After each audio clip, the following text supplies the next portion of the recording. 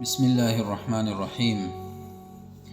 دا نن نسخه ډیره اهمه ده، ډیره مهمه ده او ډیره بهترین نسخه ده.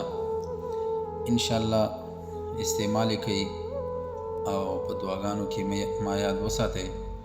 د ډیرو مرضونو کې دا نسخه کار کوي او ډیره بهترینه ده. ټرایګلیسرایډ، کولیسټرول، فیټي لیور، یوریک اسید او کریټینین او د زړه چې کومه والونه وي په هغې کې او کومه ګیس وي د معدې په هغې کې د هغې د وجې نه چې کومه د بادي دردونه وي په هغې کې او په قبض کې ډیر بهترین کار کوي. انشاءالله تاسو وګورئ، استعمال کوي او ډیره اسانه ده، ډیره کم خرچه ده. چې دا مسلې چاته وي نو هغې دې دا نسخه خامخا جوړه کړي، استعمال دې کړي. په هر ځای کې هغه اویلیبل ده، ملاویږي. انشاءالله استعمال کوي، تاسو ته به خپله پته ولګي. د دې 3 اجزا دي.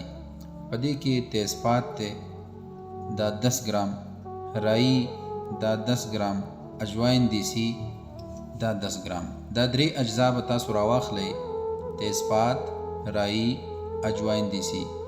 دا 3 اجزا به راواخلئ او دا به مکس کوئ او بیا به داسې وکئ چې د اوږې نه به اوبه وباسئ، په هغه اوبو کې به دا واچوئ او دا به کیږدئ بیا چې دا هغه وچ شي، دا اوبه ځان ته جذب کړي، راکاږي.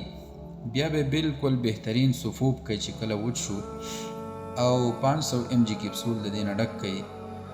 سحر او غرمه ماښام 3 ټیمه، صبح دوپهر شام، دا به مریض له ورکوئ. انشاءالله بهترین د دې ریزلټ دی.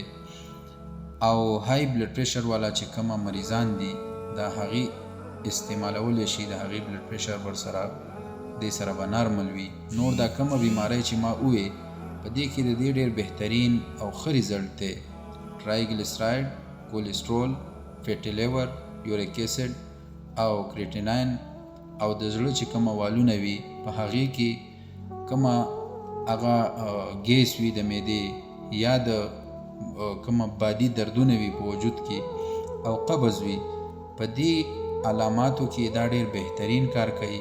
تاسو یې جوړه کوئ. انشاءالله ما به په دعاګانو کې یاد ساتئ. الله مو ښاد او آباد ساتئ، خوشحاله اوسئ. چې کومه نسخه، کومه ویډیو تاسو ته راشي نو هغه د نورو ملګرو سره شیر کوئ چې په دې ثواب کې تاسو هم هغه حصه جوړیږئ. څومره امراض وي د هغې متعلق زموږ نه پوښتنه کولی شئ. انشاءالله مشوره به درله موږ مفت درکو او د علاج دپاره زما مطب ته، زما کلینیک ته تاسو راتللی هم شئ. الله دې ټول مریضانو ته شفای کامله عاجله ورکړي. الله مو ښاد او آباد ساتئ. په لوی الله م سپارم د الله په امان. السلام علیکم ورحمة الله وبرکاته.